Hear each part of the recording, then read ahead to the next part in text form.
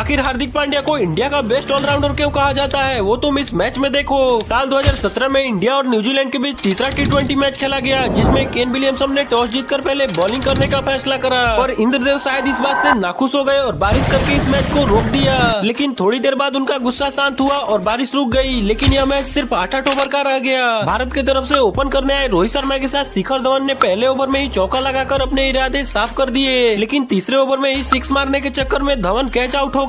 तो वही इसकी अगली ही गेंद पर रोहित शर्मा भी अपना विकेट गवा देते हैं, जहां इसके बाद बैटिंग करने आए विराट कोहली ने अग्रेसिव खेलते हुए बैक टू बैक 2 बाउंड्री तो लगाते हैं, लेकिन अगली ही गेंद पर एक और बाउंड्री लगाने के चक्कर में कैच आउट हो जाते हैं। यह केवल 8 ओवर का मैच था, इसीलिए जो भी बल्लेबाज बैटिंग करने आ रहा था वो छक्के और चौके लगाने के चक्कर में कैच आउट हो जा रहा था। लेकिन इसी बीच मनीष पांडे और हार्दिक पांड्या की थोड़ी बहुत हार्ड हिटिंग के चलते इंडियन टीम 8 ओवरों में 67 रन ही बना पाती है। इतने छोटे टारगेट को देखकर तो न्यूजीलैंड के प्लेयर्स का मानो खुशी का ठिकाना ही नहीं था, क्योंकि न्यूजीलैंड को 48 गेंदों पर सिर्फ 68 रन ही बनाने थे। जहां न्यूजीलैंड की तरफ से इस टारगेट को चेस करने आए गुप्टिल के साथ कॉलिन मुनरो 6 लगाकर अपनी पारी को शुरू करते हैं, लेकिन तभी भुवनेश्वर कुमार कमबैक करते हुए अपनी ओवर की आखिरी गेंद पर गुप्टिल को सीधा क्लीन बोल्ड कर देते हैं और इसके अगले ही ओवर में जसप्रीत बुमराह इनफॉर्म बल्लेबाज कॉलिन मुनरो को कैच आउट करवा देते हैं, जिससे इंडियन टीम खुशी से झूम उठता है। और इसके बाद बैटिंग करने आए ग्लेन फिलिप्स और केन विलियमसन विकेट गिरने के सिलसिले को रोक देते हैं और न्यूजीलैंड के स्कोर को 28 रनों तक पहुंचा देते हैं। लेकिन इसी बीच हार्दिक पांड्या के इस शानदार थ्रो के चलते केन विलियमसन रन आउट हो गए और उसके अगले ओवर में ही फिलिप्स भी धवन के हाथों कैच आउट हो जाते हैं। अब न्यूजीलैंड को जीत के लिए 19 गेंदों में 38 रन चाहिए होते हैं, तो कॉलिन डी ग्रैंडहोम एक छक्का लगाकर न्यूजीलैंड टीम में जीत की उम्मीद को जगाते हैं, लेकिन तभी जसप्रीत बुमराह अपनी अगली ही ओवर में निकोलस को कैच आउट करवा देते हैं। तो वही इसके बाद बैटिंग करने आए ब्रूस आते ही बुमराह की गेंद पर चौका लगा देते हैं, जिससे अब पूरा प्रेशर बुमराह पर आ चुका था। लेकिन तभी उसकी अगली ही गेंद पर हार्दिक पांड्या के एक और सटीक थ्रो के चलते ब्रूस भी रन आउट हो जाते हैं। अब जब न्यूजीलैंड को जीत के लिए 6 गेंदों में 19 रन चाहिए थे, तब बॉलिंग कराने के लिए आते हैं हार्दिक पांड्या, जहां पांड्या की पहली गेंद बैट्समैन से टच भी नहीं होती है और वो भागकर 1 रन ले लेते हैं। तो वही दूसरी गेंद डॉट गेंद हो जाती है, लेकिन पांड्या की तीसरी गेंद पर कॉलिन डी ग्रैंडहोम एक शानदार छक्का लगा देते हैं। लेकिन फिर हार्दिक पांड्या वापसी करते हुए अपनी अगली 3 गेंदों पे सिर्फ 6 रन ही देते हैं और हार्दिक पांड्या की इस शानदार गेंदबाजी के चलते इंडिया इस मैच को 6 रनों से जीत जाती है। लाइक और सब्सक्राइब जरूर कर देना।